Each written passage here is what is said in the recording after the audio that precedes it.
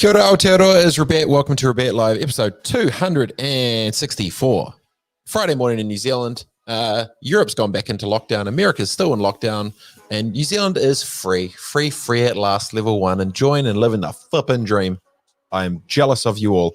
Today on the show, first up, we have a good buddy of mine, and he's a digital weapon. When I first met him, instantly off the bat, I named him Mr. Deets, because Mr. Deets was the most detailed, analytical media brain that I had met in quite a while, and it's awesome to see him come a very long way. Now he's got a brand new spot. We're going to get into it now. Ladies and gentlemen, Mr. Ben Ireland from Odd, founder, director, AOK. How are you, my friend? Good, mate. How are you? Rocking. New offices, I see, buddy. Let's talk about it. You've got a quote on the wall. Let's start with, you got a quote? Go on. Yeah, it's awesome. We got some new offices. We moved into Ponsonby, which is the hub of the city. So we're very, very excited to finally have a spot. I've kind of set up the company about 9 years ago, and we've had a really good work from home type of environment. Had a real dope setup from home. But yeah, we thought, hey, it's time to get on the bandwagon and join everyone else and have an office space. What does the quote say? We are a global team of, and then your ears, and then go for radical thinkers combining creativity and technology to challenge boundaries, which enables us to be creatively different, which creatively different's our tagline. So, yeah. Good on you, man. How does it feel to be in the media game after 9 years and watching the transition from where it's got to now, and the fact that, you know, I think we both saw the same thing from long ago, which is we knew that the momentum was coming to us in digital. The momentum was coming to us in social. The momentum was coming to us with where we sat. How does it feel to be historically correct? Oh, well, hey, yeah, no, you were the correct one here, man. I just took your advice back in the day, but no, it's really nice to see how the change has gone from the whole agency life, where traditionally it was the brands would come straight to the agency, and now brands are going straight to production houses, or they're coming straight to like smaller agencies instead of going to the massive ones. So yeah, it's really good to be in a real creative space, and that is constantly evolving, especially with COVID. You know, like having to adapt has just been key, and to see how the big players have tried to adapt versus how businesses like myself, the smaller nimble teams, have been able to adapt and change. It's been a real interesting switch. For those who aren't aware, give people the 101 of what started Offshoot Digital now to Odd.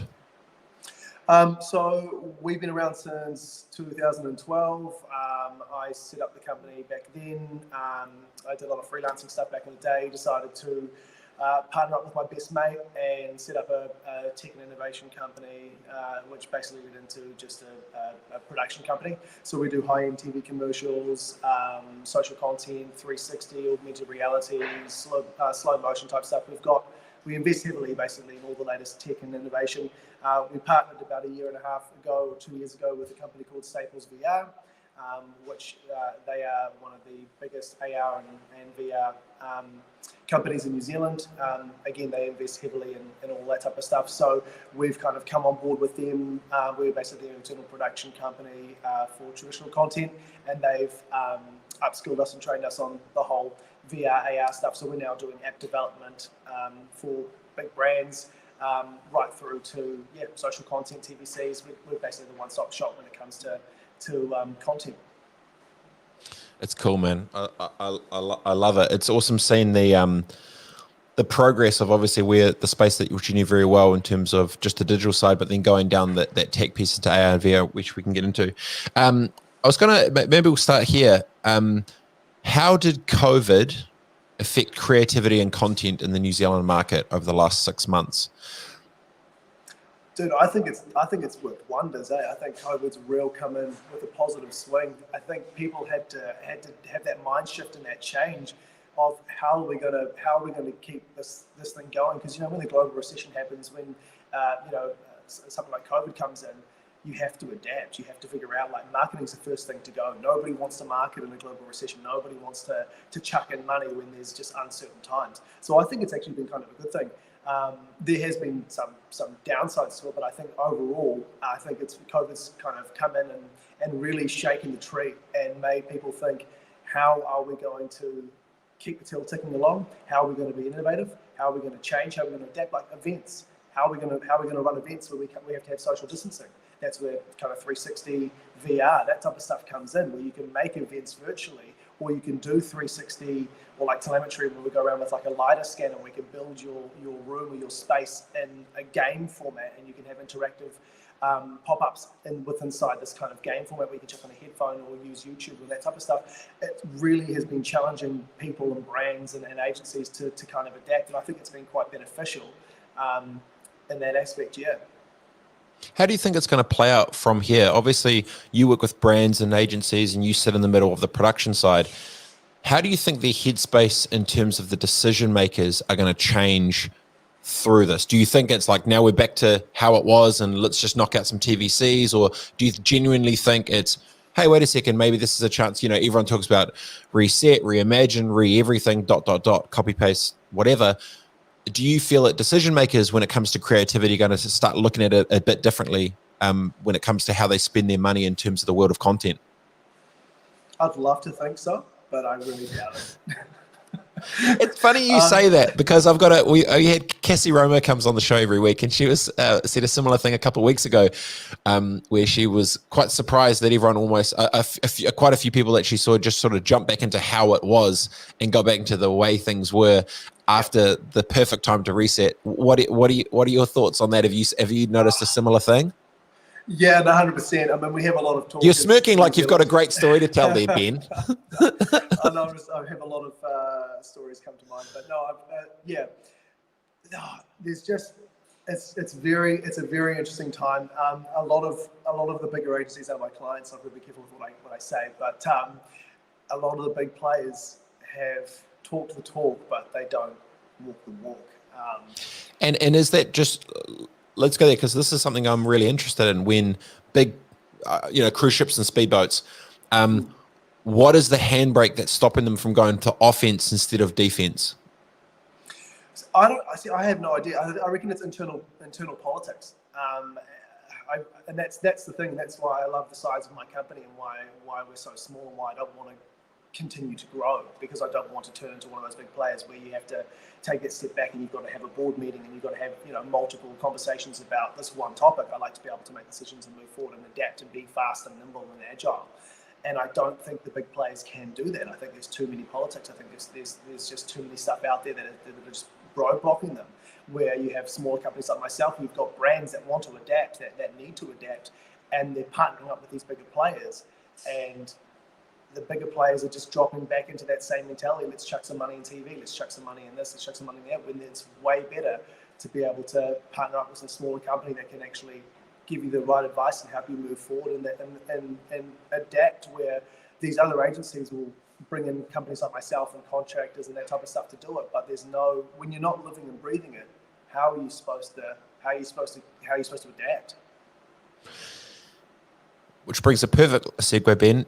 Do you think through this COVID thing, there's a growing tension between brands and their agencies of not being able to push more and be braver? Do you think that's which is why then brands are coming to you direct? What's the 100%? Where's the tension lying in the ecosystem?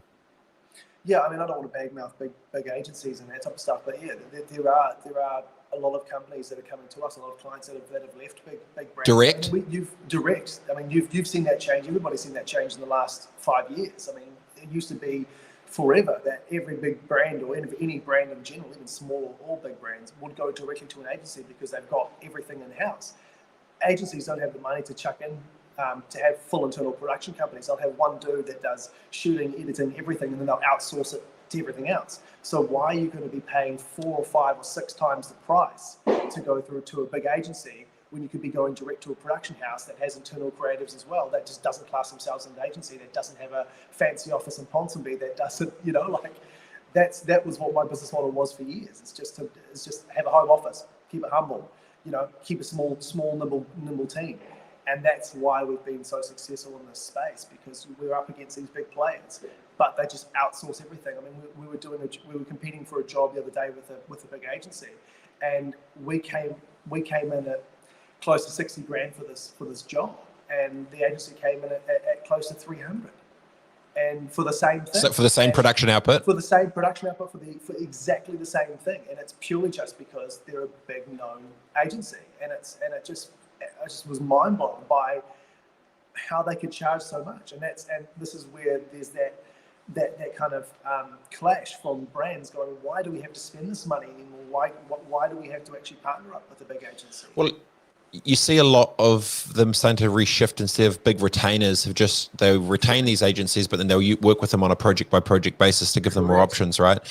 And it's really, obviously, like we know each other well, and we've seen this whole game from the inside and outside and all of it. And I still get very, I don't know if it's disillusioned, but there's a lot I still really, to your exact point, when they are asking, hey, this is my money, why is ... why? I think there's definitely the tension. When the tension builds, more questions get asked. When more questions get asked, it kind of cycles more around, and then all of a sudden you end up kind of, from what it feels like anyway, them just second guessing everything. Like, wait, and it gets very defensive. And in a world like COVID, when they're feeling that way, I can imagine it's probably making for some pretty uncomfortable dynamics between the marketing world. Oh, 100%. And brands are getting smarter every day. They're now realizing that they can actually, why do we have to have an agency? Why do we have to have a production company? We can hire a film student that's come straight out of university, invest in a DSLR, go and shoot all of our internal stuff ourselves. And that's the challenge of production. That's the challenge of being an agency, is brands are now getting smarter. So how do you adapt with them to provide services that they can't do themselves? Well, I'd said for years, and it's the same thing. My belief was every brand's going to become its own media company, control everything from end to end, including distribution, which is a separate conversation. But the variable will always be ultimately brand, storytelling, creativity, strategy. That stuff at the front is the holy grail, which will never change. Yes, there's a million monkeys that can run around with some flipping GoPros and a Twitter account saying that they're a production company. Yes, you can have a YouTube channel and flipping your, flatmate's buddy who's got, who understands Final Cut, like, cool, but it's not actually gonna. And so I think it's interesting because once again, it's history. We're proving to be historically correct. To your point, the brands are getting smarter. They are realizing that they can control a lot of this themselves, but then still you need that higher end thinking for where that goes. It must. What's the? I guess I've been out of that bubble for a minute now. Are there just 1,000 more video production companies? Like I remember we had a conversation in our office, would have been, 4 years ago, maybe? Yeah, 5 years ago? Yeah, 3 or 4 years ago? Yeah. And we were just like, and I was like, bro, this is what's going to happen. Yeah. Has that kind of happened? Oh, 100%. You were spot on with what you said. And so I took exactly what you said, and I was like, what you said really drove home. And I had to kind of think back again. What was I going to do? I didn't didn't want to do the whole race to the bottom, get the numbers type thing. And that's what it is. And the industry now, especially with COVID, is getting absolutely flooded with people, and especially with the bigger international productions of movies and that type of stuff. With a lot of things being cancelled, all of the people that were going to be on movies are now flooding the commercial space and flooding my industry. So it's literally a race to the bottom. So how do you beat that? And talking to you years ago, partnering up with Alicia from Staples VR, that's where I've really helped. That type of stuff has really helped my business grow. And now we're smashing out, heaps of AR and VR stuff. Like we're doing some stuff with Mobile at the moment, Mobile gas station, doing a whole internal training campaign for them that we used to do traditional content for them with video, and we're now doing a whole. We've gone around to one of their mobile gas stations and filmed it, and we've taken like LiDAR scanning, and we've built it as a game. So their internal training now, you chuck on a headset, you have thumb controllers, and you can literally walk around, put out a fire. How do you interact with customers? This is the next level stuff. And then there's another project that we're doing with New Zealand Forestry, where how do you train someone that's had that's got no experience, train them with someone that's had 30 years experience in the industry. How do you stop trees snapping and killing people? That's basically what our brief was. and we're now helping them with building this kind of AR like game on how to stay alive when you're cutting a tree, and we're now like integrating smells because apparently we interviewed like thousands of people that chop down trees, and basically they were all saying that's the smell. It's when you smell the certain smell, then you'll know the tree will kick out and you'll die. So as soon as they smell the smell, they'll just run. So how do you train that to someone new? And so we're working with the perfume company to try to get that smell in a bottle, to put it onto a VR headset. That when you're cutting with our VR, our fake chainsaw, and you've got the goggles on and you're working through, you get little smells coming through that you know that, oh, this is a good smell. I know that the tree's going to cut and fall this way, or you cut. It's all this new tech that I never even thought about 4 or 5 years ago, and that's where my business is going. As we're doing still traditional content, we're doing 360 and VR stuff, and that is where it's all changing, and that is where the future is. I think is where all the stuff is coming alive, and people aren't on the bandwagon yet, and these brands are wanting to adapt, and especially in the event space. You can build these events, and you can make these things cheap, fast, quick. You can do these things at a real low cost. And brands are getting onto that, but agencies aren't. And so that's when the pool of the whole race to the bottom where my industry is flooded, it doesn't really affect me because we're in our own lane. It's amazing. You've unpacked a whole bunch in there. First, on the race to the bottom thing, we talked about this when there's 100 different odds, and there's 100 different whatever they are. What's the only thing you can compete on, and it's price. And the next thing you know, Johnny's flatmate's boyfriend's cousin with the GoPro, he'll do it for $20 and a 6-pack of double brown. And it becomes this just kind of scrappy blah. And then next thing you know that, also as well, you're totally right when you're talking about the movies, when it was flooding the market with more and more talent that was freelancing. And my prediction that I think we might have talked about 4 or 5 years ago was a whole bunch of talent that existed in these big worlds of tier 1 are going to create their own tier 3s. They're going to create their own little bespoke pop-ups. And if they have relationships with those big brands, they will literally use that brand's first project to bankroll the kickoff of their own business, because they're going to get a 3x anyway instead of it going to the flipping agency. And so this was the squeeze of what we talked about of, there's going to be a bunch of 3s at the bottom, and it's crazy watching it literally play out. But this really smart thing it feels like is by finding that niche within leveraging technology around AR and VR, it's like, yes, we can do that, and we ... And I think there's such an additional value there. And I just put down here, I was like, when you're talking about involving employee education, that changes the game even more so, because what you're actually doing is you're scaling and creating huge efficiencies in the HR process of things, and the onboarding and all the rest of it. So you've weirdly, just that one hack alone of evolving employee education is massive. And absolute props and kudos to you, because the same way we're talking about evolving all this tech, like, yes, tech's a tactic, but simultaneously, if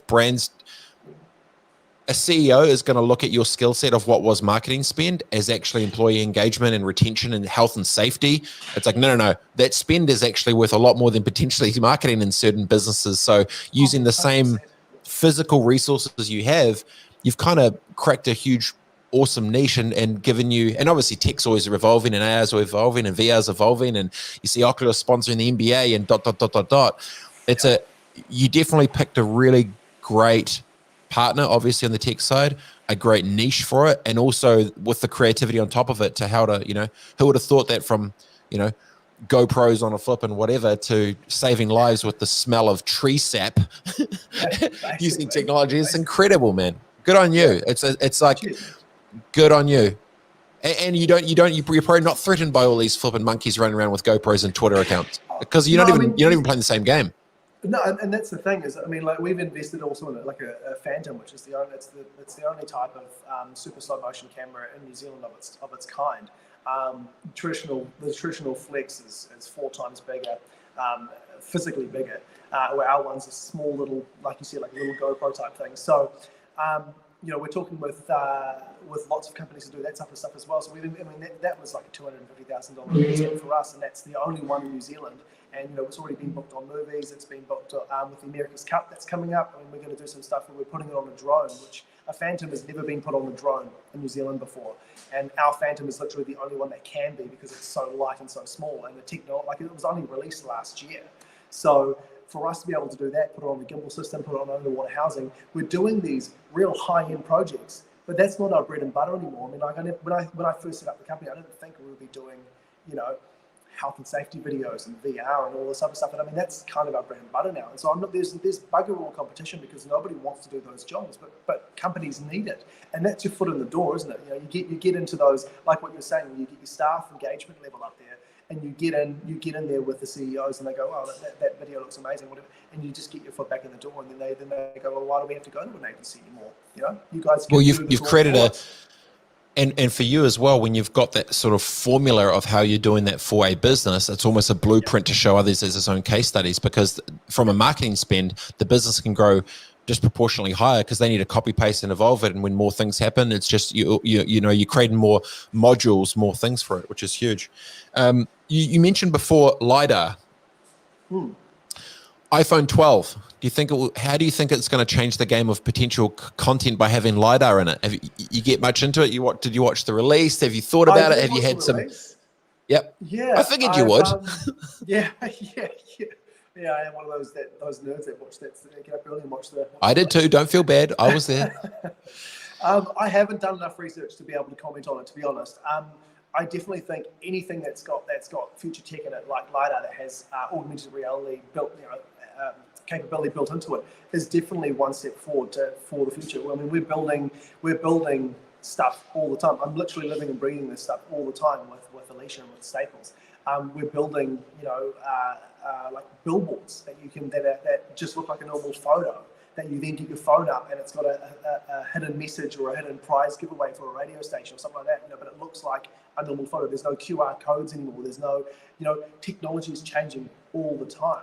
And anything that is that can have this technology built into it, like your phones and that type of stuff, I think is definitely a big step forward.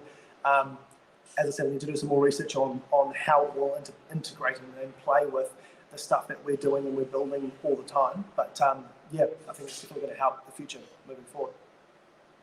A few years ago, one of my homies is the creative director at Google over in Aussie. They came over and they had one of the new Google phones with AR in it before it was even out. It might have been 2 years before it, whatever. And I wasn't like, I can talk about it now, but at the time I couldn't. And they were just basically, their whole conversation was, how will AR change marketing when it comes onto a phone? And it feels like we're starting to get there now. And it doesn't feel like, you talk about the move into AR and VR as a sort of bread and butter piece. I'm wondering one step further of when that goes mass market with AR, VR marketing through smartphones or whatever it turns out to, who's going to sit in that space? And I was just wondering if your headspace was going down that route of, yes, you've got the product of this technology that you're sharing with others, but when all the consumers have that technology, you could be the bridge to obviously help brands execute and scale those things out, right? I'm sure you're a smart man. I'm sure you've thought about that. We've gone to the next level and we've actually done it. There you go. Alicia has developed this app called Arena. And basically it's one app that you have to download, and we've now got like Spark on board. We've now got some other big players on board, and basically instead of, because traditionally any augmented reality type interface that goes on your phone, you'd have to download the specific app from the provider. And we were going, why the hell am I going to have 500 apps for different, doing the same thing? You literally download this app so you can work your camera to be able to scan codes or do whatever. Why can't we just make one app that all of the brands can host on? They don't even have to use us. They can just pay a subscription or whatever. They don't have to use us to create the content. But so we've now created this app that we've got brands over there coming on board that are paying a subscription fee to be able to host all of their apps on. So the users only have to download one app, and you can have Netflix on there, Spark, whoever, and they can be having AR interactive pieces all on it. So their own sort of marketplace, which is its own thing for others to then clip the ticket into. But then you sort of host it through the API side. Correct. Jingle bells, you're on some smart shit there, Ben. Well done, mate. Thanks, mate. Before we go, I want to talk to you about partnerships. You talked right at the start. You started the business with your best friend. You've grown a lot. Is he still your best friend? Is he still your partner? He is my best friend, and yes, he is still my partner.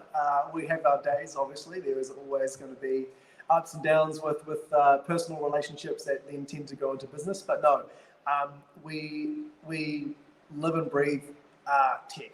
I mean, Cam is Cam is my business partner, and he's in his own lane. He's one of those dudes that will stay up till midnight and get up at 5 o'clock every morning just to learn. You know, he'll be working here and smashing out post work because he does all the editing side of the business from 360 all the way just to traditional content. So he is the man with grading, with everything. But he'll then go home and then do a 12-week course on color grading just to upskill himself. He just lives and breathes it. And so, yeah, partnerships are great. If you find the right one, it is definitely going to be beneficial. You know, two brains are smarter than one. I'm very outgoing. I'm very forward. I like being the face of the company, that type of thing. He's very back room, kind of locked in the dark dungeon doing the job, and that's having those two extremes works really, really well. We hardly ever clash with anything because we've got those two different personality types. If you've got two, like, you know, me and you partner, we've got two big personalities that are coming in. That's when when those challenges really come forward. So if you can find that someone that's submissive but not, and then you have someone that's kind of outspoken, that's firm. For me and for Cam, that's worked really, really well. And so partnerships like that. And then when we got with Alicia, I knew nothing a couple of years ago about AR, AR and VR. And then, you know, we were working on all these new movies that I can't say with all these famous people that I've been watching as a kid growing up. And just New Zealand is such an awesome market where everybody just shares information and just how, like, she just one day approached us and was just like, hey, I've known you for years and I've asked around and I've never ever heard a bad thing about you, and I've got this dilemma and I've got staffing issues, and do you want to do something? And I was like, holy crap, this is amazing. And for her just to go, blah, here's all this information, I'm going to teach you all this stuff for free, let's partner up, let's do this stuff together, has been an amazing opportunity for us. And it's helped her with her issues, and it's helped us with growth and with learning. And it's just such a cool place to be able to learn all this stuff. And so partnerships, I think, are really, really crucial. You can't, I mean, I was talking to you years ago, bro, about how am I going to do this thing by myself? How am I going to get to the next level? How am I going to get to this next stage? And you were always giving me, you're always open to giving me all this advice. And it's been super beneficial. And it's just finding the right people to partner with. And, everybody says, you've got to find that right person, but you really do. You don't want to partner with the wrong person because, A, they're going to bring your company down, especially if they've got shares and they've got monetary involvement in it, and you've got that clash. You have to have the same vision. And Cam and I do, Alicia and I do, everyone's got the same vision, and we're all going for the same thing, but we're all in our own lane, and we're kind of not looking at anybody else. And that's what you've got to do, is you can't look at the haters. You can't look at, what your competitors are doing. Stick to what you're good at and smash it. And the work will come, the money will come if you enjoy what you do, It's amazingly great to see, because obviously when you've been in the mix for ages, and when I saw it, you're both such a yin and yang of front office, back office, film, edit, extrovert, introvert. Like, it's so linked up. And I remember because we'd talked about there was an opportunity that was sort of floating around, and I'd said that to you. I was like, you need to watch for that hook, because blah blah blah. And we'd sort of gone down this thing, and obviously I was always very open with all of my stuff as well, because the same thing is like I love seeing crew win and do it. But I don't know if you remember, there was a specific scenario that we both went through, and there was a conversation that we had to have. And I remember when the way you approached it was so long game, how I see the world, that I had so much respect for the way we did. And it was basically along the lines of, like, we're both going to be around for a long time. This situation won't. Let's just actually have the real conversation that needs to be had. And we did. And it was so cool, because as we watched things play out, the relationships of others got lost, the opportunities of others got lost, and you've stayed true with how you actually roll with the partnerships and the way you actually present yourself and stuff. And it's awesome that you're starting to bear the fruits of playing the long game with relationships and business. And it's awesome to see. It's really, really cool. It's like, once again, mate, you're getting historically correct. It's cool. It's like a check-in, but at the same time, it's like, shit, yeah, you called it, you crushed it, it's flipping great. So where to from here? Would you like more business? If someone's looking for some cool techie shit, are you booked out for the next couple of years, or is it worth the conversation? No, always with the conversation. Always with the conversation. I will always make time for people. I'll always make time to have conversations. But no, we are always looking for more work. You can never be as busy. We've got a really good network. We've got 6 full-time staff now, so we're not super huge, but we've got enough that we can do everything internal until we've got some bigger projects. But what's next? I have no idea. I mean, as I keep saying, technology is constantly changing. It's figuring out what the next trend is going to be, what the next piece of equipment is going to be that we need to invest in. Our Phantom's going over to Australia for a couple of months, so do I invest in another one based, from New Zealand based?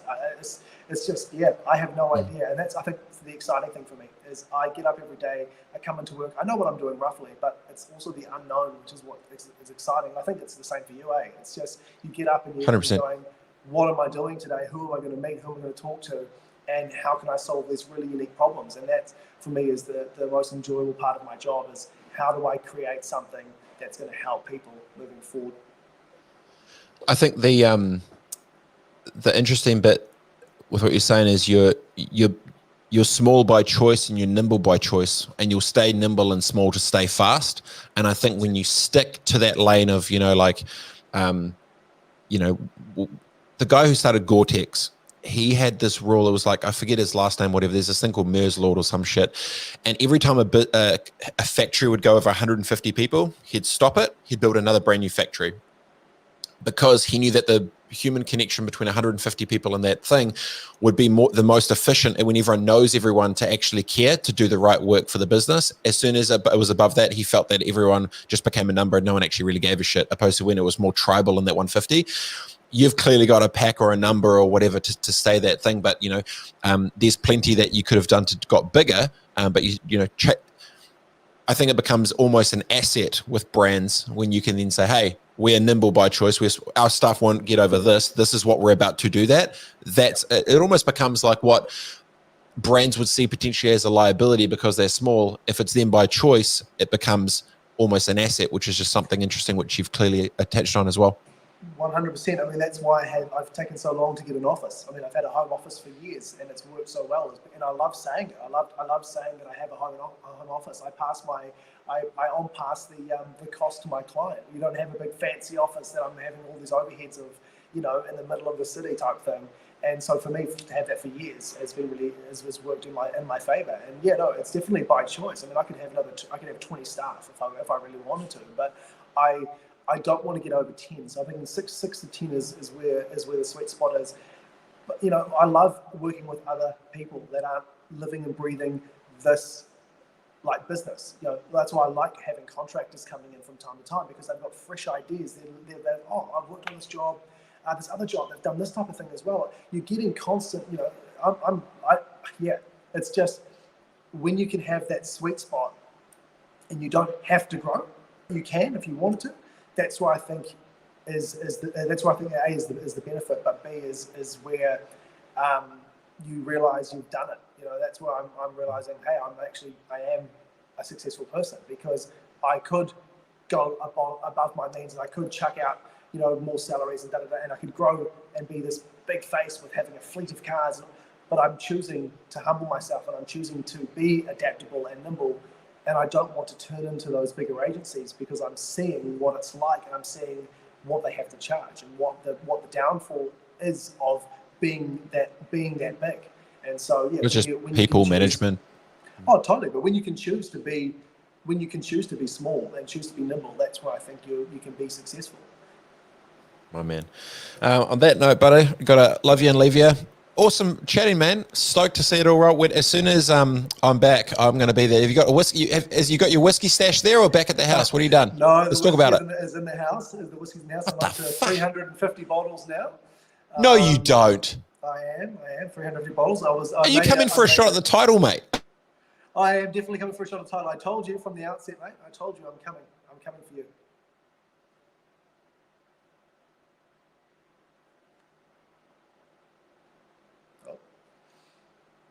think he's gone.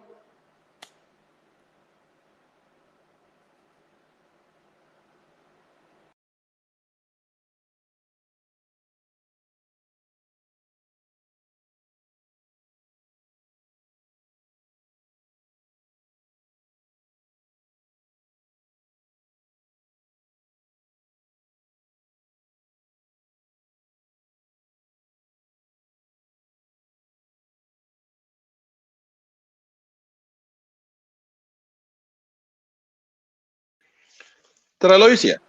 There you are. I lost you. Some reason. I have no idea what happened. But yes, I'm coming for you, Robett. I'm coming for you. I'm coming for your collection. I'm coming for your title. I'm coming for everything.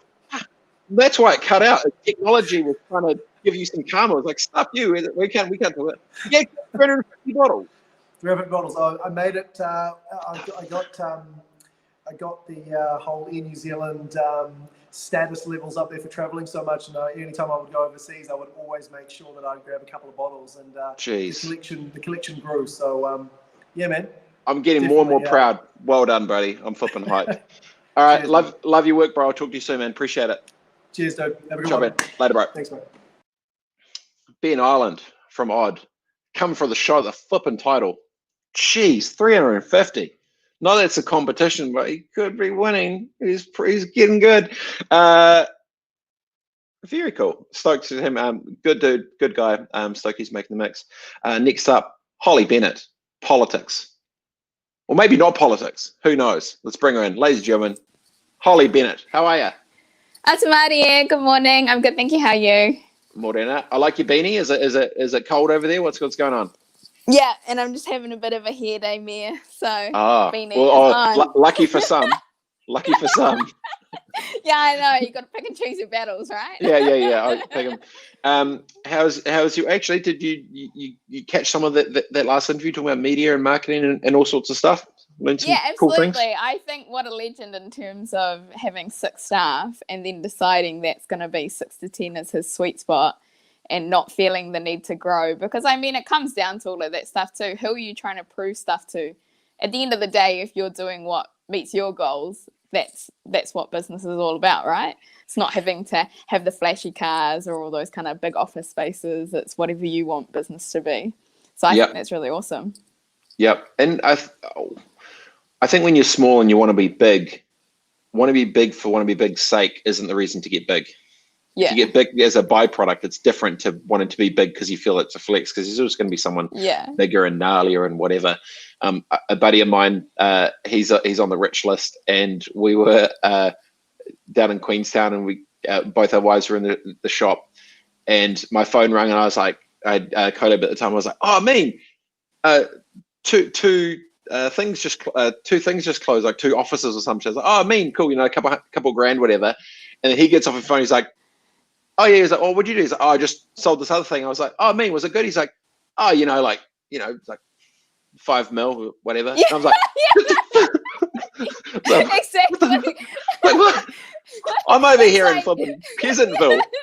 You're flipping just flopping out the 7 figures. Wow, jeez. All right, mate. Calm down. Seriously, no matter how much we think, oh my God, yeah, that's that level of success. Like, somebody's always out there raising the bar way higher, and you're just like, it's very humbling. But I do love that, because it is about measuring yourself against what I think your own personal goals are and the things that your business advisors and mentors are telling you, not because you're choosing to compare yourself and then going, oh, I'm not good enough. Because, that's just going into the whirlpool of disappointment, basically, anytime that you're looking to compare. Yeah, that's cool that you got a bit out of that. That's cool. Well, that part is what I got out of it, because I don't understand the rest of the stuff that you guys are talking about, like gimbals and what is it, Phantom, and I don't understand. But then I was like, well, you put me on a conversation with those two, and I'll talk about legislation, caucus, all those things. It'll be the same deal. So. I think whenever you can talk to anyone about pretty much most things, it gives you a pretty high advantage in life instead of just knowing one thing. What would you like to talk about, Holly? How's the week been? What's the vibe? What's the tone? How's the energy? Let's talk about it. I'm really, really hoping that the Prime Minister-elect will announce cabinet shortly. And so by that, I mean that she announced who's going to be in the portfolios, what the confidence and supply agreement's going to be with the Greens, or if there is going to be one at all. And that means that then the Governor-General can give the ministerial warrants, which is just a piece of paper saying that they have the ability to act on behalf of the people, and we can really get this next government term cracking, because the big thing for me right now is that a lot of things haven't changed in terms of COVID, and we really need to see some stuff start changing. And I've got a whole raft of people sort of sitting up in the wings waiting to see who will be their ministers, so that we can start effectively advocating and lobbying to the new government to start making some things happen. We've been talking about this for a little bit. Where's the plan? Where's the plan? What's the action? Blah, blah, blah, blah, blah. Is frustration just starting to build to the point where it's like, all right, now, Chachi, show us the shit. Is it kind of getting to that sort of bias? I don't know. It's really interesting because it is a little bit, but then also I remember this time in 2017 when Kingmaker Winston Peters, like, I think he dragged it out for like 6 weeks or something. And then I kind of think it's only been 2. And, you know, we all, if we're like getting frustrated now, it's like, oh, well, remember back there, like, you know, 3 years ago, we had to wait, you know, nearly 2 months, which is ridiculous. So in that scheme of thing, comparatively speaking, it's not a lot of time. But it's just that I think with an outright majority, there's a really clear pathway for them to get stuck in. So I know from my perspective, I just want to see which ministers have got what, so that then we can, you know, start knocking on some doors and doing some stuff, because everything, like all of my clients, we've been working for the past like election campaign to make sure that we put our best foot forward as soon as we know who the ministers are. And so now it's just like we're ready to go, really rearing and ready to go. So we want to do it. By rearing to go, does it mean you've got all of your draft emails just trying to figure out who to send it to ask for money? Is that what happens when you... Pretty much. I mean, it's a little bit more complex than that, but if you do want to put it down to that, yes, it is that in essence, because there's no point in sending something to the Honourable Chris Farfoy, who is currently Immigration Minister, if he's not going to be Immigration Minister, and you need to lobby on an immigration matter. So I just need to figure out, you know, I just want to see who's announced, and there will be some changes, and I'm anticipating some rather significant changes and in a couple of portfolios, but that's just me speculating. It's based on nothing. But I'm pretty sure, just if you look at what some of the track records are of some of the Labour ministers over the past 3 years, how that might play out. And some, I think, will be rewarded, and they should be rewarded, because there have been some very standout ministers in the previous administration, and some that could probably do better. So I want to see what happens, and then we can, start working.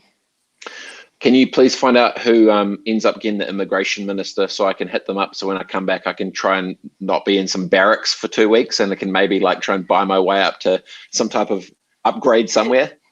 Well, so you know what my principles stand for, and that you shouldn't be able to buy your way into anything. No. I've seen the list of who's flowing in. I know how this game works.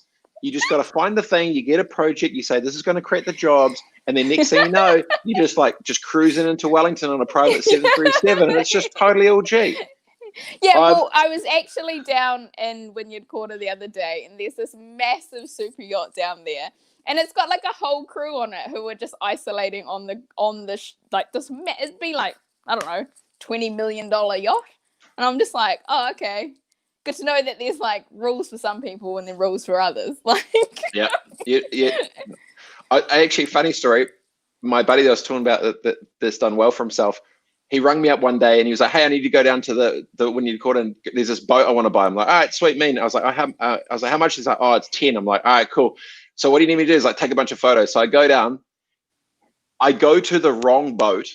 I yell out to the captain, "Yo, is this the one on Trade Me for 10 mil?" And he's like, "I think so." He's like, "All right, come on board." I went onto the wrong boat with the wrong captain for an hour taking photos of the wrong boat because I thought it was. Jeez. And then I sent him this whole thing, and he's just like, "What? This is the wrong boat." I was like, "What the fuck?" And he's like, "You just go up to some random boat." And there I am, like, I'm going like into this boat. I'm going like, because I guess who goes up? You you were both none the wiser. Like the kid like, two's like, yeah, come on. Oh, Shane, he was so. I guess because he's in charge of it, he was super proud of this boat. Yeah, and so he's showing, and I don't know what I'm looking at. I'm like, okay, yep, you got some seats, you got another. Take your shoes off here a bit. I'm like, all right, sweet. But I guess no one just walks on. It's like, yo, is this thing on Tradely? Cool, yeah. My mate wants to buy it. It's so New Zealand. Anyway. Yeah. Anyway, what are you most excited about for this next little bit? Anything apart from that? Obviously, I'm figuring out what's up. Really excited to see what happens with the referendum results. So I think we get preliminary results at 2:00 today, which will sort of show the lay of the land for both the two referenda questions, which was end of life choice bill and legalizing marijuana. So obviously we canvassed that well last week, but it was a great chat. Yeah, now the rubber hits the road, and we'll find out. I think today we'll get probably a pretty good indication of what the votes have been, and then I think they get finalized shortly after that, and we have the potential for like either two big legislative changes or one or none. Those are the outcomes. So yeah, I'm really looking forward to see what that's going to translate to.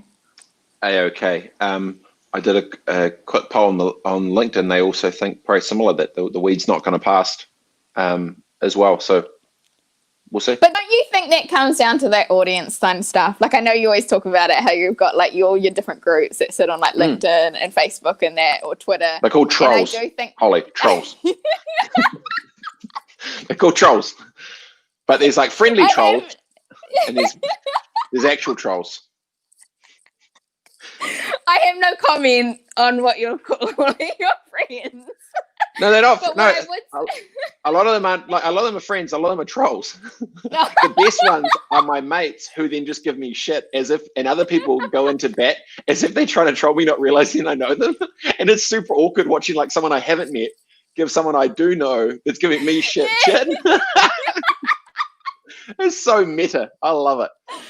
That's so funny. So, yeah, but Sorry. I mean, I think the platform does sort of help scope what the outcome is going to be for any of these issues in a generic sense, right? Sure. Because, for example, I just genuinely hate, like, you know me, I'm quite an adversarial person. Like, I don't mind going toe-to-toe with people on a lot of issues. No. But I really can't stand Twitter. I hate it so much. It's so toxic. I just find it attracts the most like insanely steadfast, but not in a good way, people that I'm just not interested in being on there at all. And it's because you can't win arguments with sentences.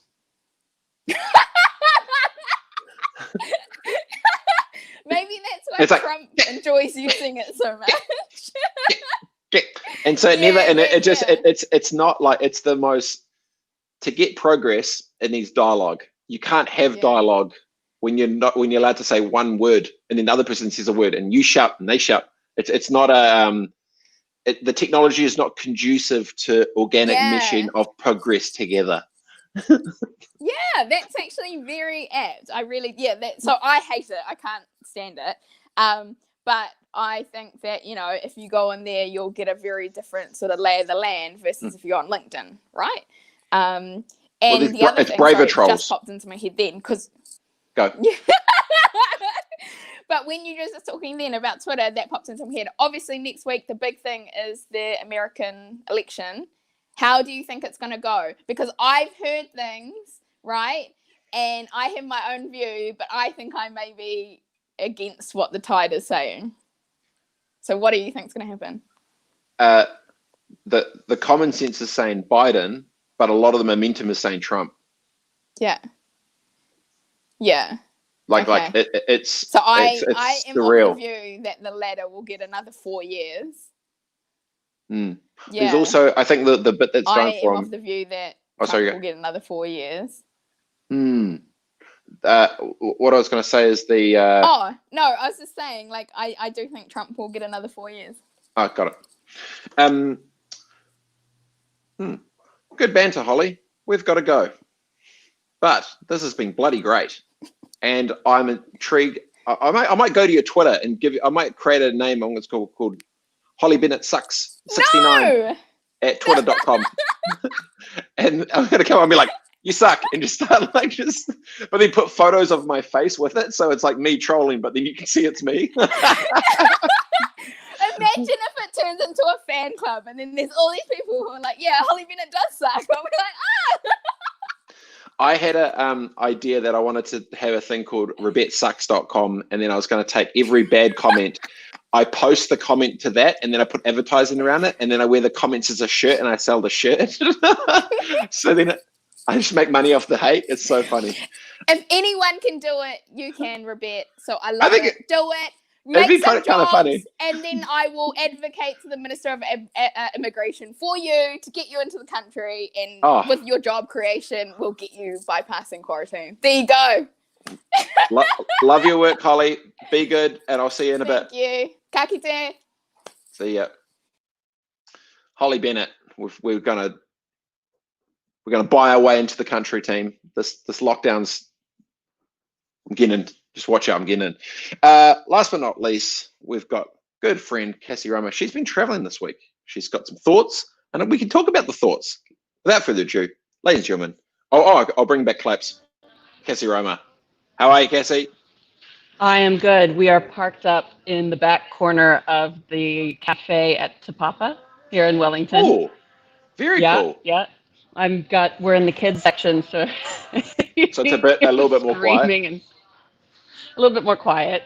We try to go outside, but you know what Wellington's like. Yeah. All so those windy hippies with their coffee. Oh, tell you what, it's great being a windy hippie. How's your week? How are you? Oh, I just love you and Holly. You two make me giggle every Friday, like straight down in my guts. And I'm like, oh my God. So we have much some true. good moments of just like banter in there. It's great. I can't wait till she's Prime Minister by the time she's 50. I'm going to bring up all these screen grabs and just blackmail the shit out of her. I just feel like, Robett, can me and you go half on like buying our way back? Because I bought a ticket home to the States actually this week. So we got brave. Flying in on April Fool's Day of all days. No, you're not. It feels like it's on brand for me. Why are you flying? Why are you flying back? Because my heart hurts. I miss my family. Yeah. There you go. All right. Yeah, like it's amazing how the simple act. So I don't know. Like I know you just kind of finished up with Holly on like Trump potentially getting in. I'm already steeling myself to that eventuation, and I figured by April, regardless of outcome, I'll know whether or not there's been like a civil war in Gilead's on its way, or we're getting same. So I figured, 5-6 months. But the second I hit buy on that ticket, like this weight, my entire soul just went.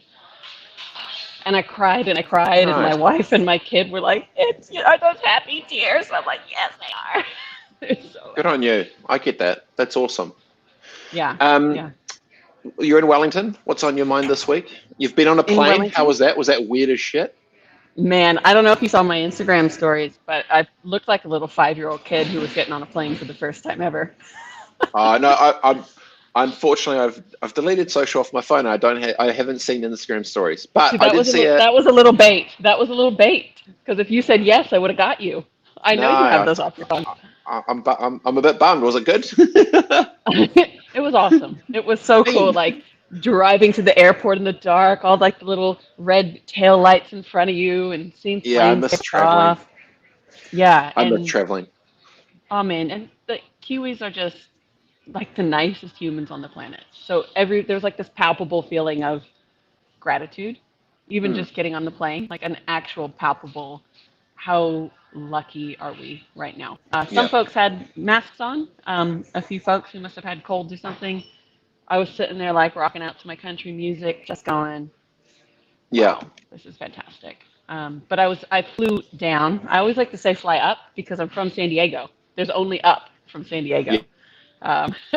But we flew down to Wellington and I spoke with the IR, so formerly the IRD yesterday, and a lot of different government agencies.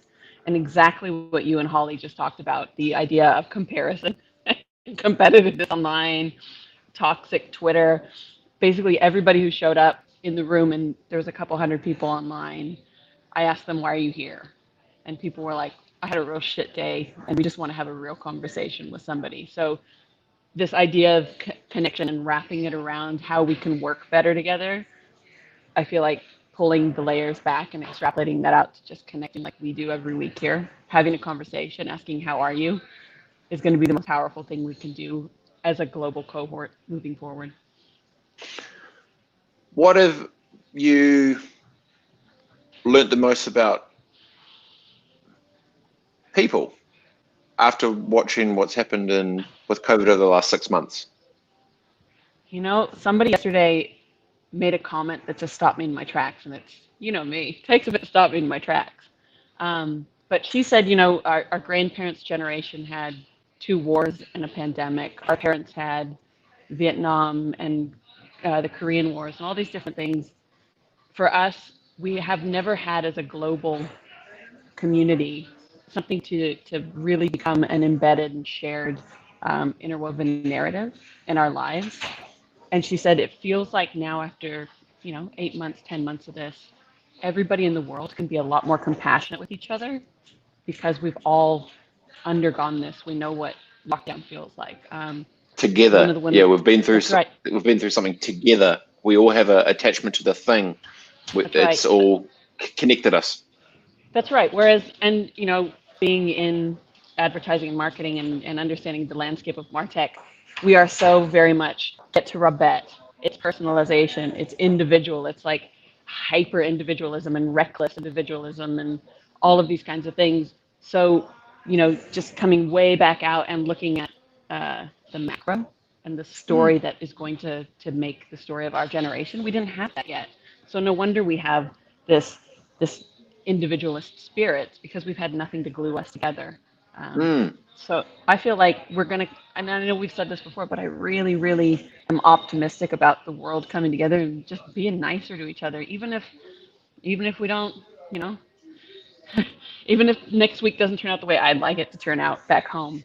I feel like we're having the conversations right now that will help to lead to change. No, I get that. We had Ben Ireland on, who's the founder of Odd Video Production, does a bunch of stuff before. I don't know if you saw a bunch of that. He was just talking about the tension that he feels is building between brands and agencies and production houses, and where he's obviously got his niche and stuff as well. Is that starting to play out as well that you've seen that's through COVID? There's more questions asked where the dollars are going. There's less. We've talked about this actually, less bravery, whatever. So it's that's a thing. But I feel like that's been a thing for my entire career. So the last 20 years, there's been this extrapolation out of technology and creativity, and people still want them to sit in different camps. And that's how old school agency client relationships, production, creative relationships have worked. Whereas you and I talk about the predator quite often, like the person who can come in, understand strategy, channel, output, objective, and then deliver on that in a clever way. So we're going to be walking into a much more courageous time, and there are going to be some agencies and clients who just inherently get it, and they're like, sweet, we understand humanity now, and go forth. And then there'll be others who I think will crumble around the edges and the seams. Thanks for joining along. So you're in Te Papa. I hope you have a good rest of the weekend. When are you back up in Auckland? We're in Te Papa. We'll be back on Sunday. There we go. That is cool. Hey, Carly. Hi, wifey. Hi, wifey. she's the best little assistant. Yeah. Okay. Hi. She literally just got me a coffee. Nice. Winner. Well, have a good weekend. Enjoy the rest of the time, and then let's link up. Next week's show's gonna be very good. It'll be a post-US election thing. We can have a quick little rant and ramble on that. I am sure. But I appreciate your time. I've got an idea. For this. So simple idea, right? Because I was feeling a little bit disconnected from like folks in the States, you having the conversations with other Americans. And so I thought maybe on election day, instead of being glued to the TV set like I was last time, and maybe watching results that could hurt my heart, but I'm steeling myself for, I was like, maybe I'm just going to sit out in the middle of the Waitemata and just live stream and just ask people to tell me something good. So robett, before we go now, I want you to tell me one thing that's good. Giving your 3-year-old daughters a shower after they've been charging through this dirt and mud through the house. That is a good thing on all counts. It's carnage. Love your work, Cassie. Have a good time down there, and I'll talk to you next week. Bring it on. Sounds great. See you, my friend. Love you. See ya. Bye. You too. Bye. Cassie Roma down in Wellington, living the dream at Te Papa. Very cool. Enjoy the raid day, team. Enjoy the rest of it. Have a good weekend. Be good. Be great. Do good things. And I'll talk to you soon. Adios.